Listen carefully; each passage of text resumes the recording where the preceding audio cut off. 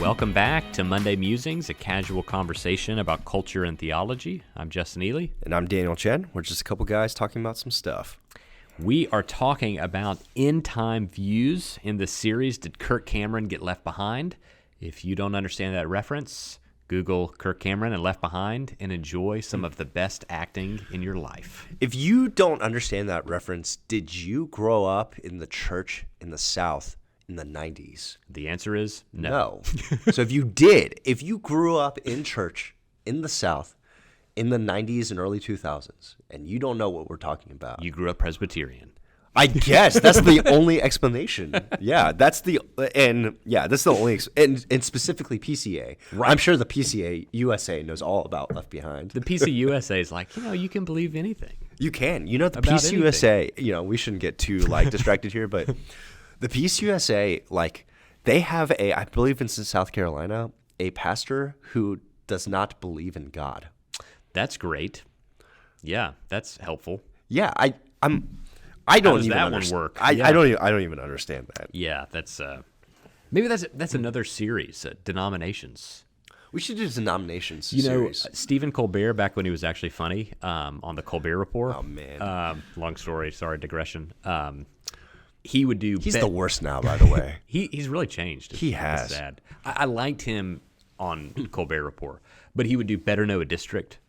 And he would have different congressional districts and funny things about each one. We could do Better Know a Denomination. We should. That'd be fun. Yeah, you guys let us know. You want to hear about denominations because there are a lot. There's a lot of history on why they're out there. They're out there. Yeah. But we're in the middle of Did Kirk Cameron Get Left Behind? But since it is the first Monday of the month, we want to start with our listener of the month, and it is Shelby Landrum. Shelby, I'm just thinking this now. I think we should get a cowbell for the listener of the month one. Not to give it to them, but just kind of ring it here. I think so. To ring it here. So pretend you're hearing a cowbell sound. If we had more money and higher production value, we could insert that into this, but we don't. So use your imagination. Yeah, definitely. Or tell your friends about the podcast, and maybe we can monetize one day or something. Yeah, there you go. we're open to being sold, But we found out the other week that Shelby just kind of threw it out there. She's like, "Hey guys, you know what? I listen all the time and never talk to you about it, but I'm laughing right along with you in my car." So Shelby, thanks for listening. Listener of the month. Thanks, Shelby. Yeah, exactly. Shelby Landrum is a rock star. She was one of our 38 launch team members at our church. She's the reason we had a space to meet at Holcomb Bridge Middle School beginning as a church. If it weren't for her, we would have been homeless from the beginning. Hey. So Shelby, big player here at Christ Fellowship Church. Yeah, thank you. And, she's just very influential at our church. And from what I hear, a great Bible teacher as well. That's what I hear too. So thank you, Shelby. We need to sneak in. We need to sneak into the back of some of these ladies' Bible studies. I should, because I hear great things about a number of people. Yeah, definitely. Yeah. So we are talking about end-time views, and broadly speaking, there are three: premillennialism, amillennialism, and postmillennialism. They're broken up into different categories within each of those. The millennium is the 1,000-year reign of Christ in Revelation chapter 20. So premillennialism, which we talked about on the last podcast, teaches that Jesus will come back before that 1,000-year reign. Amillennialism, which we're going to talk about today, says that the reign is symbolic. So there is no literal 1,000-year reign. It's a symbolic reign. And postmillennialism, which we'll talk about next podcast, teaches that Jesus will come back after that 1,000-year reign. So that's kind of the broad overview. Yeah, and just to let you guys know how much we love you as our listeners, we're doing this for you, because every time we've come together to talk about the end time views here, we're like, why did we do this to ourselves? We are deeply uncomfortable right now. Yeah. And so we're going to reveal at the end which one we believe. But yeah, it's just, I don't know what to say. This is just a lot. So if you listen to our last podcast and you're like, this is a lot, we feel that too. We feel that too. If you're like, wow, that was kind of hard to follow and confusing, Like, that's what? because we are confused. Right. and yeah, it's because why are there so many different views? It's because for thousands of years, as people have studied this, people are confused. Yes. And if someone tells you that they know exactly which end times view is correct, they're also confused and a liar. There are two people you need to watch out for. One are people that are convinced that their end times view is correct. Is absolutely 100% correct. And- I'm not and- talking people who say, I'm pretty confident in Yeah. our view. We're talking about the 100% correct, and if you disagree with me, you're like a heretic. yes. The other person you got to watch out for is people with a lot of charts. And usually those are the same as the first group of people. But the chart people with end times, you got to watch out for. So today we're talking about amillennialism. Like I mentioned last podcast, we're using my lecture notes from Dr. Kenneth Keithley at Southeastern Seminary from my theology class. So great name, like we mentioned last time. So let's give a definition of amillennialism, and then we'll kind of go into some different parts. Dr. Keithley gets this from Doyle's book. This is amillennialism. There will be no earthly 1,000-year reign of Christ. Because amillennialism is generally defined negatively, its positive features are often not clearly delineated. Amillennialism believes that Christ returns after the millennium. The millennium is symbolic of this whole present age in which the gospel is preached. The kingdom of God is now present as the victorious Christ rules his church through word and spirit. Revelation 20:1-6 is a description of the souls of the dead believers reigning with Christ in heaven, and another metaphor for the day of the Lord and its threefold significance.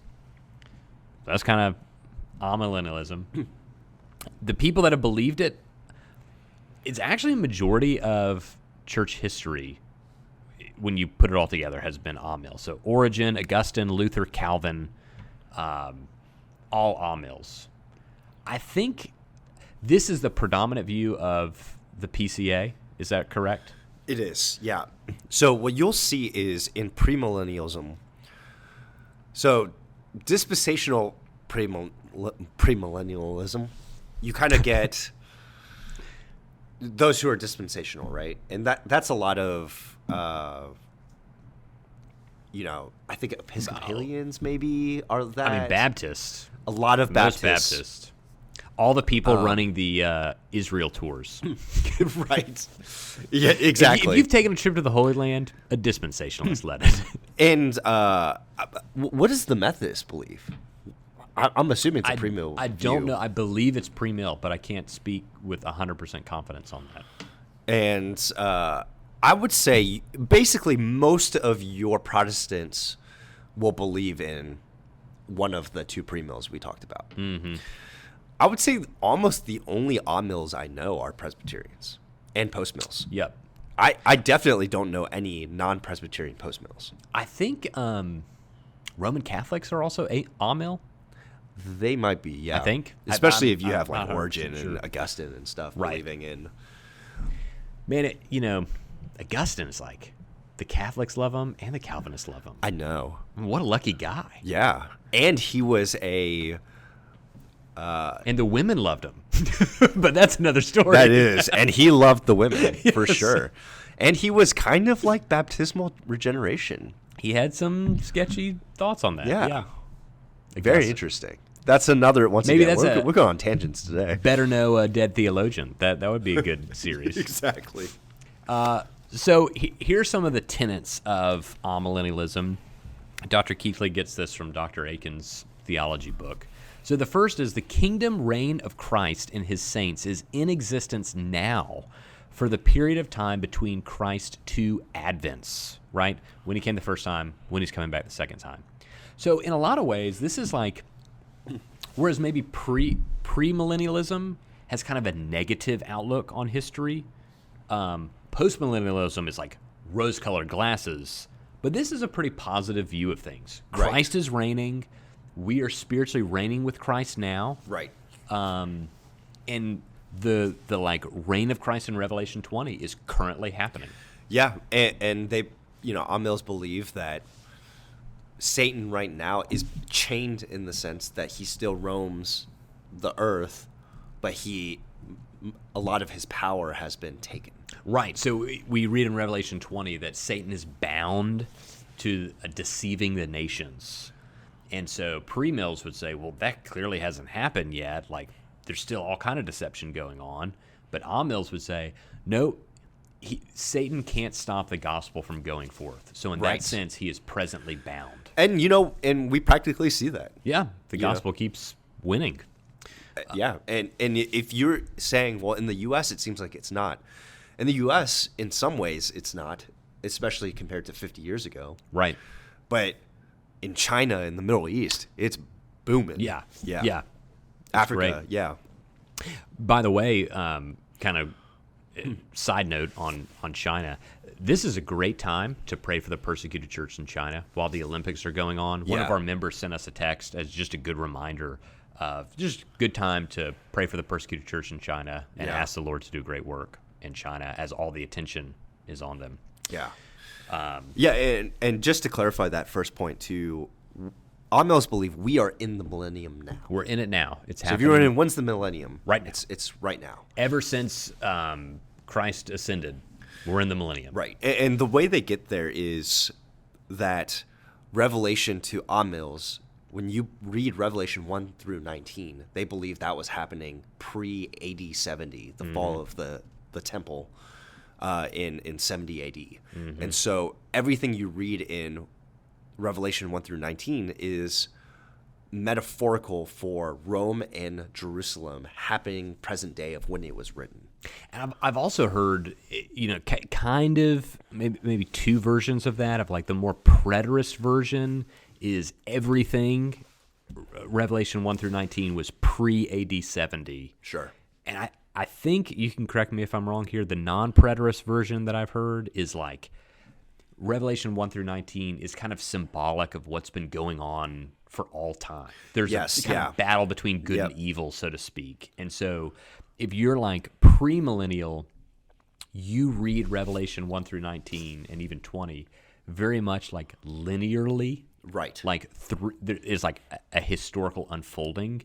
If you're like amill, you're looking at it like different facets of a diamond. Like different parts of Revelation are actually saying the same thing. Yes. But it's describing it in a different angle. way. Yeah, definitely. Yeah, definitely. And it's funny, that was my training, was that view. And so if you're wondering, well, how do you get to the millennium starting? How are we in the millennium? Well, you see all this Revelation 1 through 19, all these things happening, and then in 20, the millennium comes in. Right. And then amills would say, yeah, see, it happened. Right.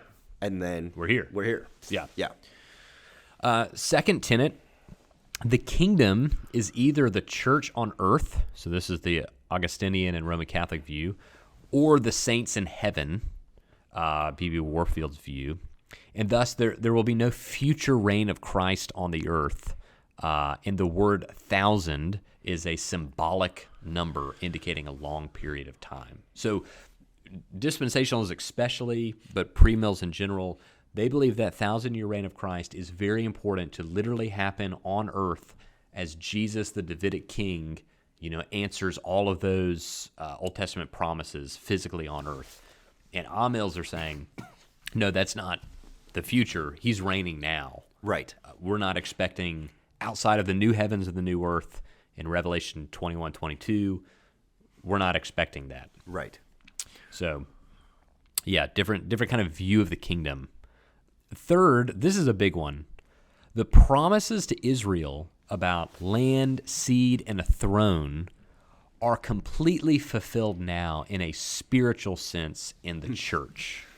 And this is maybe this one issue, how do you view Israel and the promises to Israel, is probably the biggest differentiating factor in the views.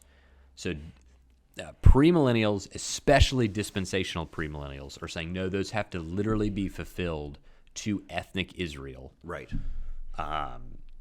Amills are saying, no, when you read a lot of the New Testament, Paul starts talking about the church being the true Israel of God, and so All those promises find fulfillment in the Yeah, church. in Romans 9, 10, 11, especially, Paul talks about that. And it's interesting because your view of the covenants will determine kind of your view on this, right? So if you're a dispensationalist, which we talked about last podcast, you view it a certain way. Yeah. For most Reformed Baptists, we would be New Covenants. New covenant theology.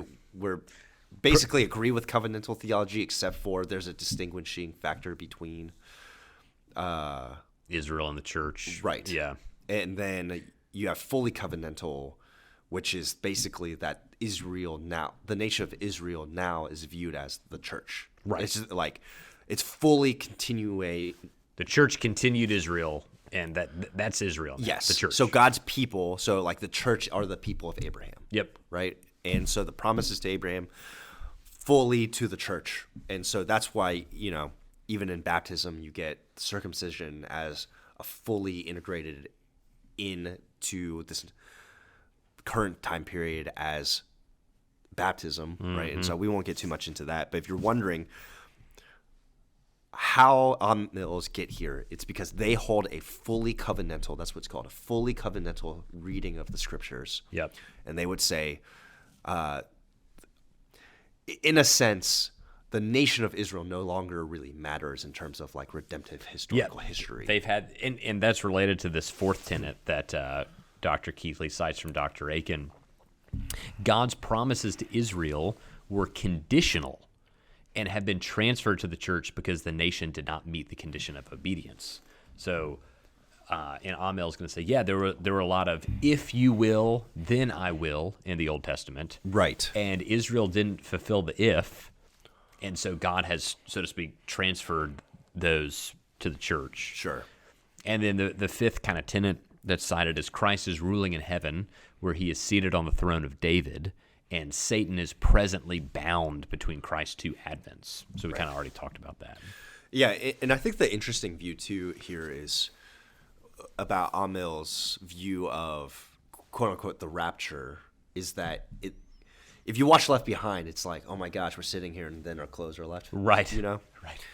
But what Amel's point to the two advents is like Christ coming the first time, dying on the cross and then rising. Right. Him coming the second time, they would actually point to 1 Thessalonians 4 as like a main passage of what that's going to look like. Jesus coming down and first raising the dead and then raising everyone else, all the other believers. Yeah. And so if you're looking more into, and here's the interesting thing, your view of the end times is not shaped just by the book of Revelation. Sure. It talks about the end times kind of throughout Scripture, different passages. Yeah. And 1 Thessalonians 4 is a place that Amils will really point to. That's a good point. And I think the other thing that's interesting too, and not just Amils, I think for a lot of Baptists too, like I think Platt has this view is why he doesn't think cremation is like a good idea is because of that 1 Thessalonians 4 passage. Yeah.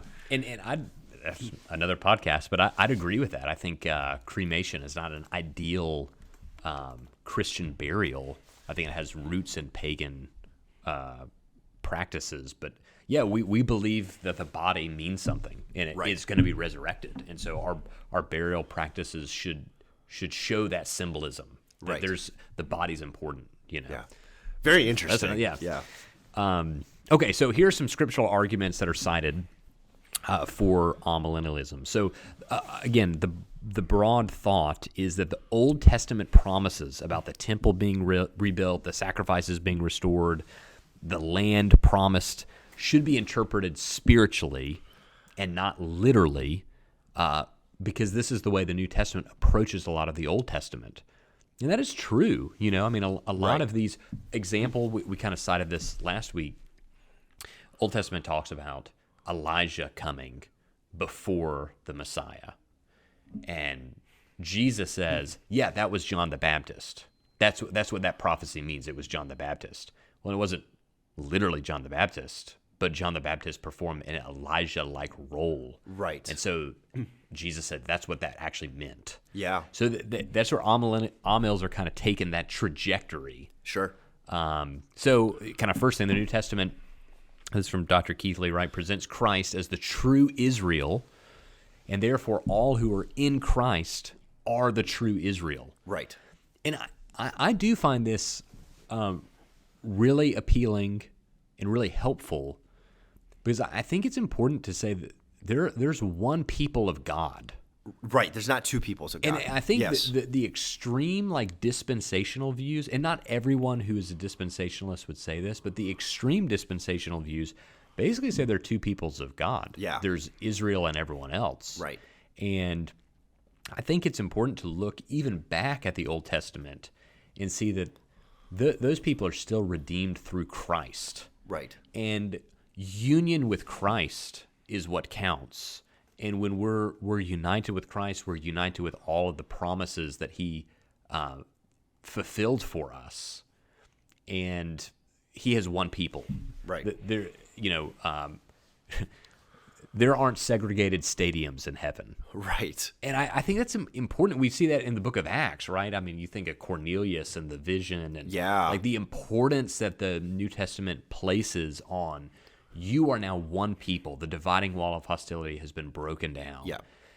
So it does feel a bit backwards, and I'm going to comment on the temple for this too, to then re-erect the dividing wall of hostility in the end times between Jew and Gentile. Because dispensationalists are going to say, no, that millennial reign of Christ is for the Jewish nation, as their Jewish Messiah reigns on the Jewish throne of David.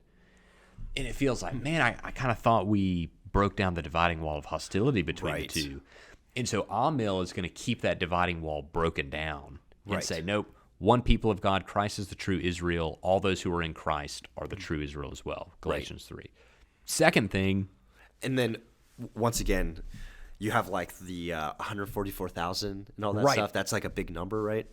And so Amils would say all of this is figurative with the church, right? And where if you're premill, you would have to say, yeah, God has chosen 12,000 from each tribe of Israel for Himself, and I think you see in Revelation, right? You have 24 elders representing 12 apostles, 12 tribes of Israel, meaning one people of God. We're united. 144,000, 12 times 12, right? It's a symbolic Jew and Gentile together. That's what Amils would say. Yeah. But premills would say, no, during the church is raptured, so the church is out of the picture. During the tribulation, literally 144,000 ethnic Jews will be saved, 12,000 from each tribe. Right. Which, do Jewish people still even know their tribe? Man, I have no idea. I mean, like, if you, I'm for not whatever sure. reason, if you're Jewish and listening to this, let us know. Do you? Yeah. Or if you have a Jewish friend that would know. Yeah. We'd love to know. I doubt it. Most of the Jews, I had a lot of Jewish friends in high school, and most of them were, ethnically Jewish. Yep. But not religiously. Right. Like almost none of them were religious. I haven't met hardly any really religious Jews in my lifetime, and I've met a lot. Yep. For sure. Of people from Jewish descent. Yeah. But the Jewish culture is so cool, though. It is. We won't get into it. But it is having those friends in high school, I learned a lot. It is pretty amazing that, like the Jewish ethnic identity has been preserved over time. I mean, maybe they don't know their tribes, but most Jews are fully ethnically Jewish, which is incredible. Second, the New Testament interprets prophecies concerning the land of promise in light of the new heavens and the new earth. So we see Hebrews 11, 2 Peter 3. I think this is helpful to think about. Amillennialism is also looking at like the big picture of the Bible and like the story arc of the scriptures. And they're going to see, for example, when you talk about Abraham and the land, it's mentioned in scripture that he was really inheriting the cosmos, right? It wasn't just a specific piece of land. Right. The specific piece of land promised to Abraham was a continuation of the Garden of Eden. Yeah. And the land comes from Abraham to the Israelite people through Moses, right?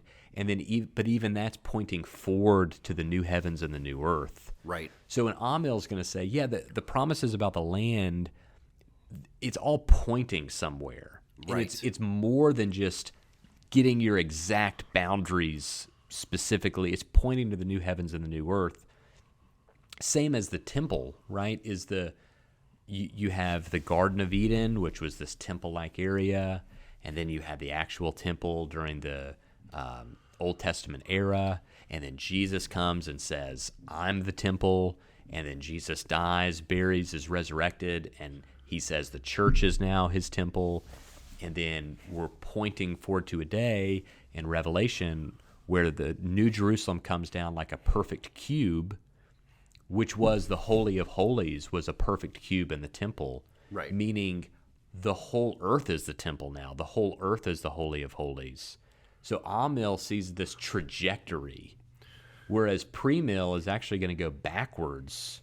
We had a literal temple. Jesus was the temple. The church was the temple. We get to the end times. Now we rebuild a physical structure. Right. So I think something good about amillennialism is it kind of follows the flow of the scriptural narrative. It does. And this idea of like, we always talk about the gospel as creation, fall, redemption, restoration. Right. Restoration is one of like the forgotten things about the gospel a lot of times. Yes. But the Amil view, right, this idea of Holy Land is really important theme in the Bible that we don't look at a lot. But as you said, with the garden, starting with the Garden of Eden, you see the Holy Land start to expand all over the earth, starting with the Garden of Eden to the tabernacle and temple, to Christ, to God's people, which are covering the earth, to actually the earth physically being God's holy land. Yep. And it does make sense. And it is like a, from a story writing narrative. Sure. Oh, it's brilliant. Yes, it's beautiful. Yeah. So I do feel sorry for my pre-mill friends out there. And I'll confess, I'm torn between historic premillennialism and amillennialism. So I guess I'll go ahead and confess that out there. I feel like Amil's the better story. It is. It flows better. It's not the better left behind novel type story, but it's a better like historical narrative type well, like story. the arc of the scriptures. I feel like is it fits better. Yeah. So third thing that Amils would point to scriptural argument is that the New Testament sees the kingdom of David not as an earthly kingdom yet to come, but an eternal kingdom presently in force. So, for example, in Acts chapter 2, right, Peter's sermon at Pentecost, he points to, Christ reigning on the throne of David. And so that's like really significant that they kind of saw, what was going on as fulfillment of that. Whereas most dispensationalists would say, no, that's what the millennium is for, is the reign of Christ on the throne of David. But Peter's speech at Pentecost in Acts seems to suggest that that's what happened at the ascension. So that's an important scriptural argument as well. And then the last thing that's cited, Revelation 20 presents us with two types of resurrections. The first resurrection occurs when the believer departs this life and is immediately ushered in the presence of Christ to reign with him. And the second resurrection will be bodily at Christ's second coming. And the binding of Satan occurred at the cross. Use Colossians 2, that Jesus disarmed the rulers and authorities. So those are kind of the scriptural arguments. What about a critique? So a few things listed here that I think are worth critiquing. The first is that the New Testament does not spiritualize messianic prophecies.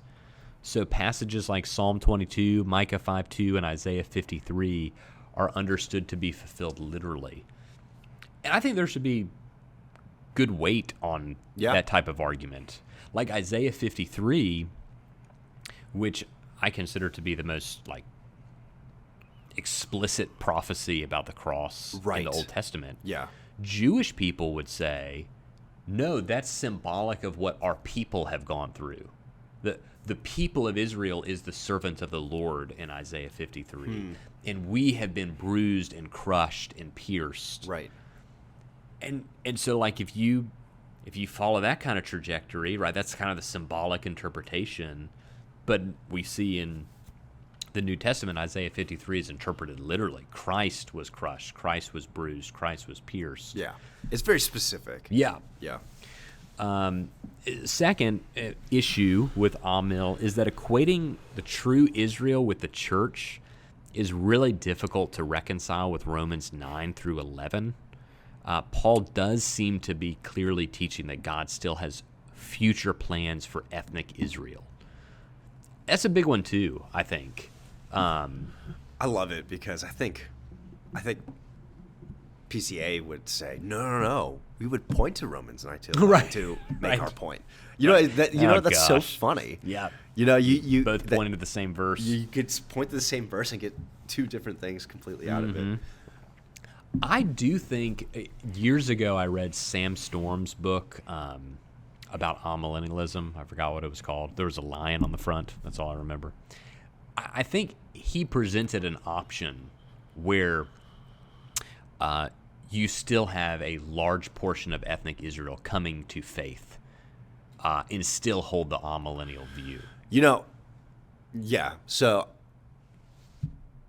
Because that makes sense to me that you can have it. Well, and here's kind of how I would think about this is if Jesus said make disciples of all nations, pantata ethne being ethnic people groups, well, of course there's going to be Jewish disciples. Yeah, absolutely. So why could you not hold to the Amil view and also hold, before this whole thing is wrapped up, a large portion of ethnic Jews are going to become Christians? Yeah. I think you could hold to the two. But I agree. I think in Romans 9 to 11, saying that Israel equals church, I think you're going to have I think that's going to require some hermeneutical gymnastics. And I've even read some Calvin where Calvin's trying to interpret these passages, and he does that. And it felt to me like hermeneutical gymnastics. Yeah. So it's interesting that this in particular is very tied into the baptism debate, right? Sure. And so the amillennial view is very consistent with the Paedo-Baptist view. They're not two different things. That they're kind of part of the same coin a little bit. And same with being a Baptist. Yep. You do have to, in some ways, like make a jump from being a Baptist to also being amillennial, because you have to switch your hermeneutic a little bit in Revelation to get there. Right, for sure. And last thing, contending that Revelation 20 teaches two different types of resurrections is difficult to justify exegetically.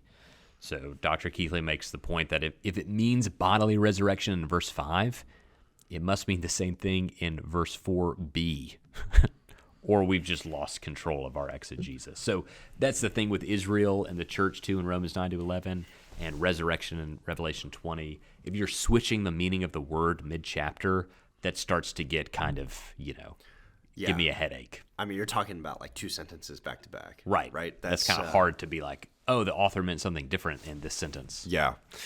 Yeah, I think, once again, I don't think there's a perfect view of the end times. And so that's why we say, how can you be 100% sure your view of this is correct? I think amillennial is a good view. And in terms of, if this is what you hold to, yeah, I can follow you. I can see how you got there. For sure. You might be right at the end. As I was studying this in college, while I was in college, I didn't take a class on this in college. I asked one of the guys who I was asking questions to, I said, what do you believe? Are you Amil? He said, I'm Mil. Right. Kind of like, I don't know. And it was interesting because this guy's a very lifelong PCA guy, and he even said that, and I was like, I respect that. I respect the humility to be like, we just don't know. Yeah, I think John MacArthur was asked one time, like, what if you're wrong about the rapture? Because he's a big dispensational premillennialist. What if you're wrong about the rapture? He's like, if I'm wrong about the rapture, I'm going to go straight up to the Antichrist and preach the gospel and just get killed because I don't want to go through the tribulation. Fair enough. So next week, we will be talking about postmillennialism. This is by far the probably most optimistic view of what we can expect going forward. It's a view a lot of the Puritans had when they founded this country. Right. A lot of the like founding myths regarding America were very post-millennial inspired. Right. And it's a view that really came out of favor in the 20th century after 2 world wars. So now I'm thinking about it. A lot of like dispensational pre-mills and post-mills take a lot of what's going on in the present to kind of justify their views, where amills are like, we're just waiting for Jesus to come back. Yeah. And I kind of like that. Right. And you said that about post-mill. It's so true. Yes. Like every time the world seems to get better and your 30-year time frame, it's like, see? The gospel's winning. It's the mustard seed that's forming the big tree. Yeah, post-mills are like, the biggest war right now is the chicken sandwich war. And that's a great war to have, Like, look, the world is getting better, right. Like, the thing we have to worry about most is which chicken sandwich. Does Popeyes or Chick-fil-A have the best chicken sandwich, We're ushering in the millennium. Right. And then the pre-mills are like, the Antichrist is here, Right. Everything's going to hell, like, and the amills are like, he's just kind of always been this way. So, yeah, I guess, it is funny, too, like, there are kind of, like, personalities that are, like, associated with each one, these things, So, but we'd love to hear from you. Which one do you believe? Yeah. Or maybe you've listened to us and you don't believe anything now. Now you're just more confused. Yeah. So let us know. So, yeah, we'll be back next week with Did Kirk Cameron Get Left Behind? Thanks for joining us.